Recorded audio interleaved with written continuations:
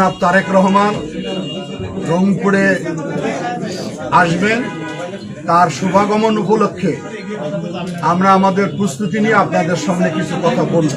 দীর্ঘ প্রায় 20 বছর পর এই রংপুরের মাটিতে উনি আসছেন।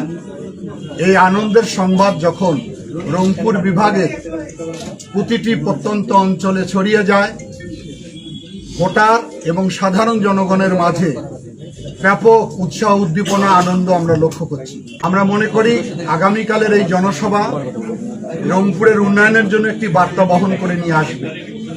আজকের এই সংবাদ সম্মেলনে উপস্থিত আছেন, আমি একটু পরিচয় করাই দেই।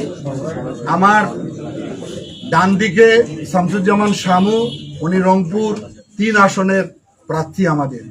আমার বাম পাশে সাইফুল ইসলাম, রংপুর 6 আসনের প্রার্থী।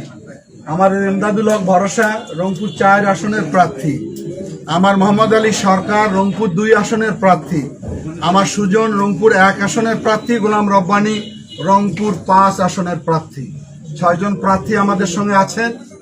আমরা আশা করি যেহেতু নির্বাচন 12 ফেব্রুয়ারি অনুষ্ঠিত হবে, ইতিমধ্যে বিএনপির পক্ষে এই অঞ্চলে ব্যাপক গণজাগরণ সৃষ্টি হয়েছে।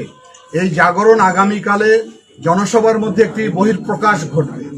আমরা আশা করতেছি যে এই জনসভা, যদিও একদিনের মধ্যেই প্রস্তুতি আমাদেরকে নিতে হচ্ছে, এই ধরনের বড় জনসভা আগে অনেক সময় আমরা পেতাম, এবার সেই সময়টা আমরা পাইনি, কিন্তু আমরা প্রস্তুত রয়েছি।